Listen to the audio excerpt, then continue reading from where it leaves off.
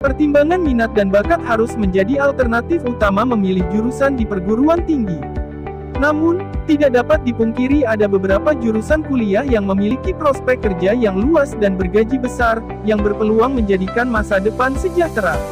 Lalu apa saja jurusan kuliah dengan peluang kerja yang tinggi di masa depan, dengan potensi gaji yang besar? Simak ulasan 7 jurusan kuliah berikut ini.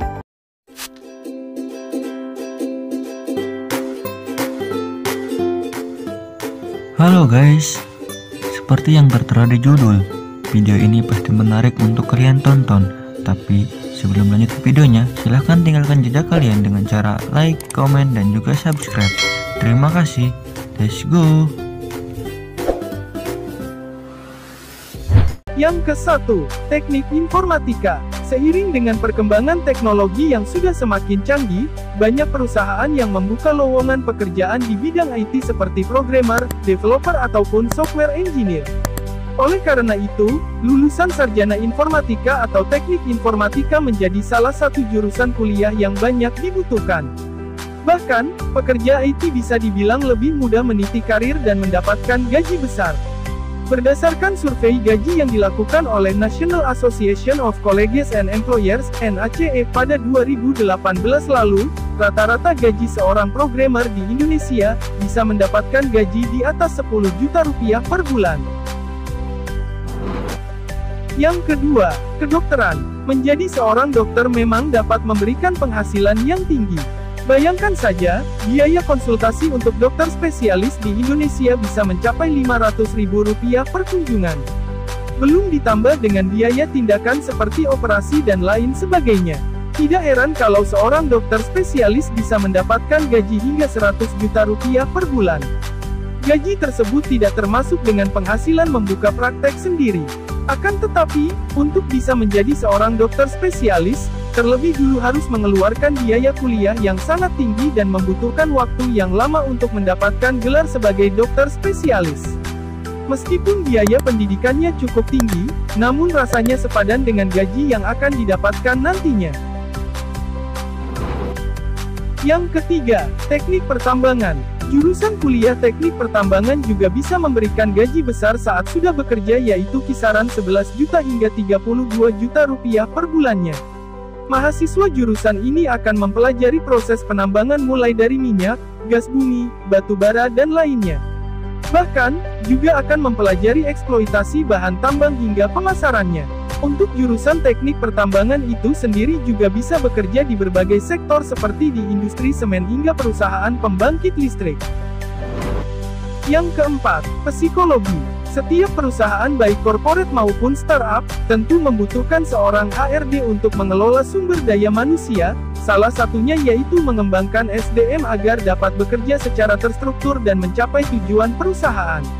Untuk bisa bekerja sebagai HRD, syaratnya harus mengambil jurusan kuliah psikologi, untuk dapat mempelajari karakteristik seseorang.